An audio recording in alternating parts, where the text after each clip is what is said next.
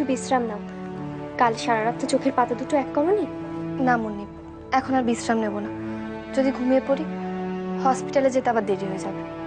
বর্দা তো বললো যে আজকে হসপিটালে না গেলেও চলবে। না বর্দি ভাই, আমাকে আজ হসপিটালে যেতেই হবে। রাজার জ্ঞান ফিরে এলেও আমাকে খুঁজবে। আর তাছাড়া পুজোর ফুলটা ওর মাথায় তো ছোঁয়াতে হবে। দুষ্টু, পুজোর ফুলটা তো তোমার কাছেই রয়েছে। একটা কাজ করো, কালকে সকালে গিয়ে ছোটদার মাথায় ছুঁয়ে দিও, তাহলেই তো হয়ে যাবে। না মুন্নি, আমি আজই যাব। দেখো দাদু, তুমি এটা কিন্তু ঠিক করছো না। তুমি কেন বুঝতে পারছো না বলো তো? যে মেয়েটা আমাদের সোসাইটির যোগ্য নয়, তাকে তুমি কি করে আমাদের বাড়ির বউ বানাও? এতে আমাদের মান সম্মান সমস্ত ধুলোয় মিশে যাবে না?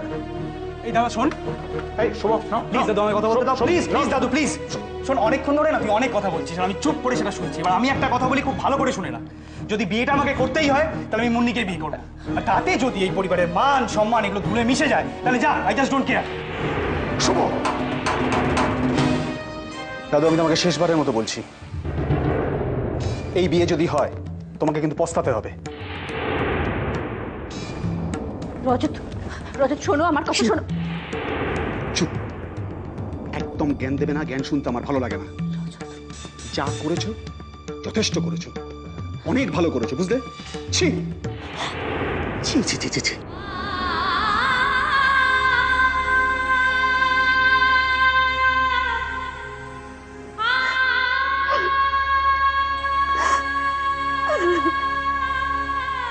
রাজার পাশে পাশে সবসময় আছে আসল মা আর ভাই,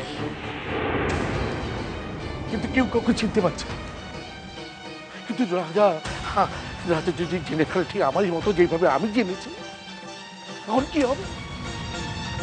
তখন রাজা আমাদের থাকবে না, রাজা অন্যের ছেলে হয়ে যাবে।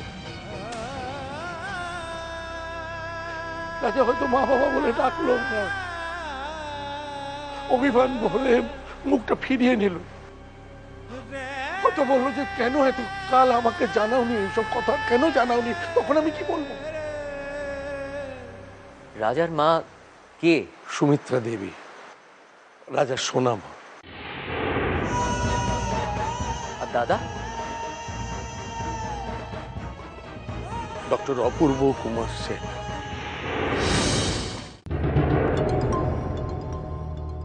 একটা কথা বলি,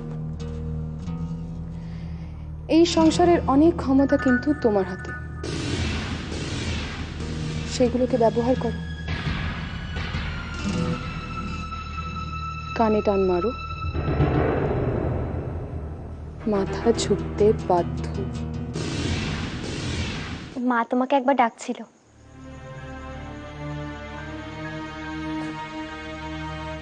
মা? মা আমাকে কেন ডাকছে মুন্নি? তুমি কিছু জানো? না গো, কেন ডাকছে তা তো জানি না। আমাকে বললো তোমাকে ডেকে দিতে, তাই আমি চলে এলাম। ও আমার রাজার জীবনে একটা অভিশাপ। কি ভাবছো তুমি? আরে বাবা, নিশ্চয়ই কোনো দরকার আছে, তাই তোমায় ডাকছে। না মুন্নি, তা নয়। আসলে রাজার অ্যাক্সিডেন্ট হওয়ার পর থেকে মা ঠিকমতো আমার সঙ্গে আর কথাই বলছে না।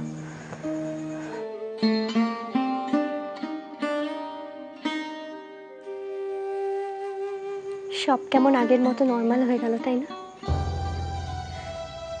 ছোটদার কোমা থেকে বেরিয়ে আসার খবর পেয়ে আমরা সবাই কিরকম হাসছি, গল্প করছি।